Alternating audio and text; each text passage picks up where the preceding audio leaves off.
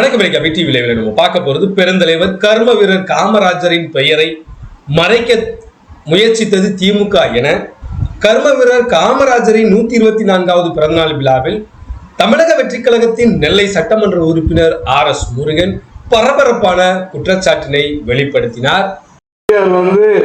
பெருந்தலைவருக்கு பேரே இனிமே அவருக்கு மட்டும்தான் சொந்தம் அப்படின்னு 77 செவிச்ச உடனே வெற்றி பெற்ற உடனே அவர் வெற்றி விழாவில் அவர் எல்லாம் 77 ஆட்சி அமைச்ச பிறகு 80 உள்ளாட்சி மன்ற தேர்தல் மாநகராட்சி தேர்தல் நடக்கும்போது அதில் ஒவ்வொரு பொறுப்பும் அன்றைய காலத்தில் இருந்த PH பாண்டியன் கருப்பசாமி பாண்டியன் 2 தூணாக செயல்பட்டார்கள். அவர் சொல்லும்போது ஒவ்வொரு பதவிக்கும் அறிமுகப்படுத்தும் போது ஒன்றிய பெருந்தலைவர் அப்படிங்கிறது யூனியன் தலைவர், ஒன்றிய பெருந்தலைவர் அப்படி சொல்லி அந்த பெருந்தலைவர் பேரை மறைக்கிறதுக்கு அன்றைய கலைஞர் கருணாநிதி அவர்கள் ஊராட்சி ஒன்றிய தலைவரை ஒன்றிய பெருந்தலைவர் அறிவிச்சது திமுக ஆட்சியில் கருணாநிதி அவர்களை தான் அறிவிச்சது. அதை எடுத்து விட்டது தமிழகத்தில் அந்த வெற்றி விழாவிலே ஒன்றிய பெருந்தலைவர் சொல்லி அறிவிக்கும் போது அந்த ஒன்றிய பெருந்தலைவருங்க பதவி ஒரே பேரு ஐயா காமராஜருக்கு மட்டும்தான். அதனால அந்த ஊராட்சி ஒன்றிய பெருந்தலைவர்களை எடுத்து ஊராட்சி ஒன்றிய தலைவர்னு சொல்லி அறிவிச்சு சட்டம் அறிவிச்சது புரட்சி தலைவர் எம்ஜிஆர் தான். அதனால ஐயாவுடைய இன்னைக்கு மதிய உணவு திட்டம், காலை உணவு திட்டம் அப்படிங்கிற ஒவ்வொரு சத்து உணவு திட்டத்துக்கு சொந்தக்காரர். இன்னைக்கு எத்தனையோ திட்டம் தொடர்ந்து இவங்கலாம்.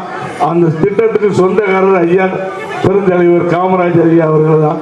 அணைக்கட்டை பற்றி நம்ம பேசுறதுக்கு யாருக்கும் வாய்ப்பு இல்லை. அனைத்து அணைக்கட்டுக்குமே தமிழ்நாட்டில் உள்ள அணைக்கு அவருடைய 10 ஆண்டு காலத்தினுடைய தியாகமும் அவருடைய இறப்புக்கு 100 ரூபா கூட இறப்புக்கு பின்னால் அதிகாரிகள் செக் பண்ணும்போது ஒரு வாட்சியும் ஒரு தட்டும் தான் இருந்திருக்கு.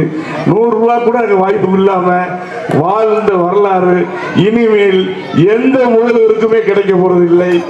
அந்த முதல்வருடைய பெருமைக்கு தான் எங்கள் முதல்வர் வெற்றி கழகத்தின் முதலமைச்சர் அவரை கொள்கை தலைவர் பட்டத்தில் அவரை பெருந்தலைவர் ஐயா காமராஜரை வைத்திருக்கிறார். இனிமேல் அப்படி ஒரு பேரு எந்த முதலமைச்சருக்கும் கிடைக்கிறதுக்கு வாய்ப்பு இல்லை. எங்க முதலமைச்சர் அந்த பேரை கொள்கை தலைவராக வைத்தார். இன்னும் ஒரு அளவுக்கு அந்த வாய்ப்பிற்கு எந்த வாய்ப்பும் இல்லை. எங்க முதலமைச்சர் அவர் ஆயுளுக்கும் காமராஜர் கணக்கா அவரும் உங்களுடைய மக்கள் நல பணியை அவர் என்னென்ன கஷ்டம் நம் மக்களுக்கு என்னென்ன கஷ்டங்கிறத சிறப்பாக செய்யணும் இதுக்குள்ள அறிவித்திருப்பார்.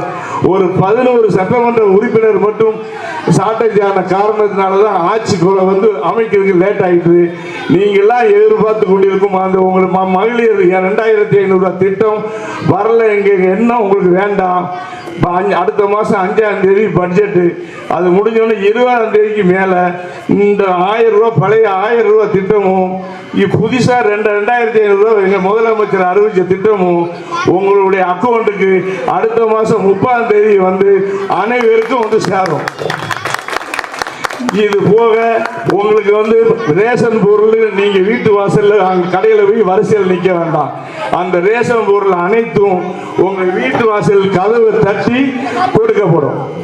இது போக நம்ம கங்கை கொண்டானுடைய சிப்காட்டில் நம்ம திருநெல்வேலியில் வாழக்கூடிய நம்ம படித்த பையங்க அனைத்து தகுதி வாய்ந்த பட்டாதாரிகள் அனைவருக்கும் கிட்டத்தட்ட 14,000 பேருக்கு வேலை வாய்ப்பு கொடுக்க மாதிரி திட்டம் எங்களுடைய முதலமைச்சர் ஏற்கனவே அறிவித்திருக்கிறார்.